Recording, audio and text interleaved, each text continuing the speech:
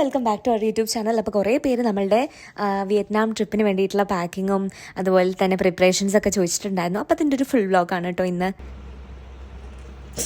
ഏകദേശം 6 മാസം ഉണ്ടാവും ഇപ്പൊ. ഞാൻ തന്നെ ഒറ്റയ്ക്ക് ചെയ്യലുള്ളൂ. വേദന മറക്കണം, ഒരു കൈ കൊണ്ട് മാത്രം. ഇനി ഇതിന്റെ വേദന മറന്നിട്ട് ഇങ്ങനെ കുറച്ച് വലിച്ചു പിടിച്ചാൽ ആണോള് വേദന മറന്നിട്ട് പിന്നെ അടുത്തിന് വരാറുള്ളൂ. ഞങ്ങൾക്ക് ഇതിൽ നിർത്തി പറ്റുള്ളൂ.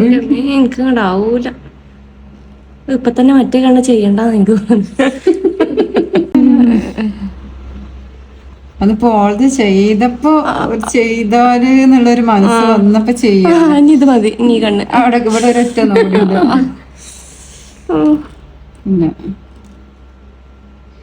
ഇത്തിരിയും കൂടി ഷേപ്പ്. സാധാരണ ഞാൻ ഈ ഫേഷ്യൽ റൈസർ ഉണ്ടല്ലോ അതിനെ കൊണ്ട് ജസ്റ്റ് ഇങ്ങനെ ബ്രൗസും കൂടെ ഷേപ്പ് ചെയ്ത് കൊടുക്കലാണ്.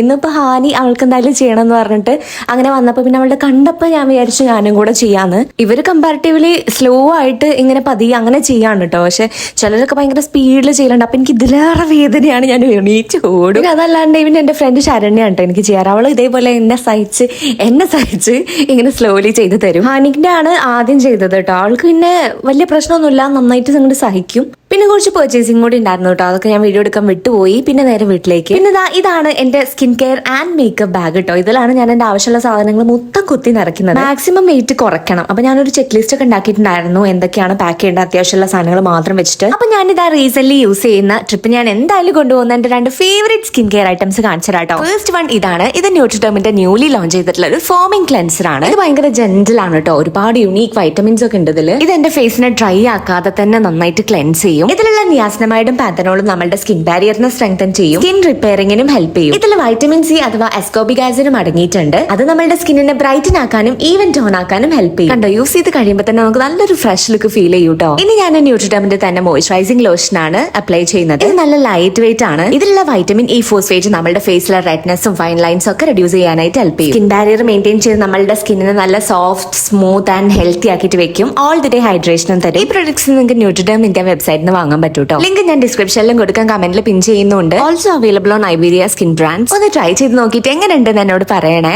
ഒന്ന് ഫ്രഷ്നപ്പ് ആയി ഇനി പാക്കിങ്ങിന്റെ അടുത്ത ഘട്ടത്തിലേക്ക് കടക്കുകയാണ് നമ്മള്. ടോട്ടൽ ഒരു 10 ഔട്ട്ഫിറ്റ് കൊള്ളുന്ന പാകാണെങ്കിൽ അതിലൊരു 15 ഔട്ട്ഫിറ്റ് കൊള്ളിക്കാനായിട്ടുള്ള ഒരു മാർഗ്ഗമാണ് ഞാൻ പറഞ്ഞിരുന്നത്. ഇത് ഞാൻ എൻ്റെ മേമന്റെ അടുത്ത് നിന്ന് പഠിച്ചതാണ്. മേമ ദുബായിലേക്കൊക്കെ പോകുമ്പം ഇങ്ങനെയാണ് പാക്ക് ചെയ്യാറുള്ളത്. ജസ്റ്റ് ഇങ്ങനെ നടുമടക്കിയിട്ട് ഇങ്ങനെ ചുരുട്ടി വെക്കുക കേട്ടോ. അപ്പം നമ്മളുടെ ഡ്രസ്സൊക്കെ അയൺ ചെയ്തൊക്കെ വെച്ചതാണെന്നുണ്ടെങ്കിൽ അതിനൊന്നും അധികം കേടുപാട് വരില്ല. നന്നായിട്ട് നമുക്ക് സ്പേസ് മാനേജ് ചെയ്യാനും പറ്റും കേട്ടോ. അപ്പം ഇതാണ് എൻ്റെ ഒരു ഔട്ട്ഫിറ്റ്. ഇതാണ് രണ്ടാമത്തെ ഔട്ട്ഫിറ്റ്. ഇതൊരു വൈറ്റ് കോട്ടൺ ഷർട്ടാണ്. ഇത് ഞാൻ അതുപോലെ തന്നെ മടക്കി വെക്കുകയാണ്. പിന്നെ ഇതിലേക്ക് ഞാൻ പെയർ ചെയ്യുന്നത് ഒരു റെഡ് സ്കേർട്ടാണ് കേട്ടോ. ഇത് ഫസ്റ്റ് ഡെസ്റ്റിനേഷനിലേക്കുള്ള എൻ്റെ ഔട്ട്ഫിറ്റ് ആണ്. ഈ ഷർട്ട് ഞാൻ സ്റ്റുഡിയോന്ന് പർച്ചേസ് ചെയ്തതായിരുന്നു. ഈ ഒരു സ്കേർട്ട് ആണെന്നുണ്ടെങ്കിൽ ഞാൻ മിന്ത്രയിൽ നിന്ന് ഓർഡർ ചെയ്തതായിരുന്നു. ലിങ്ക് ഒക്കെ ഞാൻ ഡിസ്ക്രിപ്ഷനിൽ കൊടുക്കാട്ടോ. നിങ്ങൾ വേണമെങ്കിൽ കമന്റ്സിലൊക്കെ ഒന്ന് പറഞ്ഞാൽ മതി. സ്കേർട്ടും ഞാൻ അതുപോലെ തന്നെ ഇങ്ങനെ ചുരുട്ടിയാണ് മടക്കുന്നത്. നമ്മൾ ക്യാബിൻ ബാഗ് മാത്രമേ എടുക്കുന്നുള്ളൂ കേട്ടോ. എക്സ്ട്രാ ലഗേജ് ഒന്നും എടുക്കുന്നില്ല. കൂടുതൽ ലഗേജ് ഉണ്ടാവുമ്പോൾ നമുക്ക് ട്രാവൽ ചെയ്യാൻ ഭയങ്കര ബുദ്ധിമുട്ടായിരിക്കും. അപ്പോൾ 7 kg ആണ് അതിന്റെ ലിമിറ്റ്. അപ്പോൾ ഔട്ട്ഫിറ്റ്സ് എല്ലാം കൂടെ നമുക്ക് ആ ഒരു കിലോയിൽ ഒതുക്കണം. അപ്പൊ അത്യാവശ്യത്തിനുള്ള സാധനങ്ങൾ മാത്രമാണ് കേട്ടോ പാക്ക് ചെയ്യുന്നത്. അപ്പൊ അങ്ങനെ പാക്കിംഗ് ഇവിടെ ഒരു ഭാഗത്ത് നടന്നുകൊണ്ടിരിക്കുന്നുണ്ടായിരുന്നു. 2 ഔട്ട്ഫിറ്റ്സും കൂടി സെറ്റ് ആവാനുണ്ട് കേട്ടോ. അത് എനിക്ക് ഓർഡർ ചെയ്ത് 1-2 വരാനും ഉണ്ട്. പോരാത്തതിന് 1-2 പർച്ചേസ് ചെയ്യാനൊക്കെ ഉണ്ട്. പിന്നെ അത് അവിടെ മാറ്റി വെച്ച് അടുത്ത സ്റ്റെപ്പുകളിലേക്ക് കടക്കുകയാണ്. വാക്സിംഗ് ആണ് ഇപ്പൊ ചെയ്യുന്നത്. ഞാൻ വീട്ടിന്റെ വാക്സ് സ്ട്രിപ്പാണ് കേട്ടോ യൂസ് ചെയ്യുന്നത്.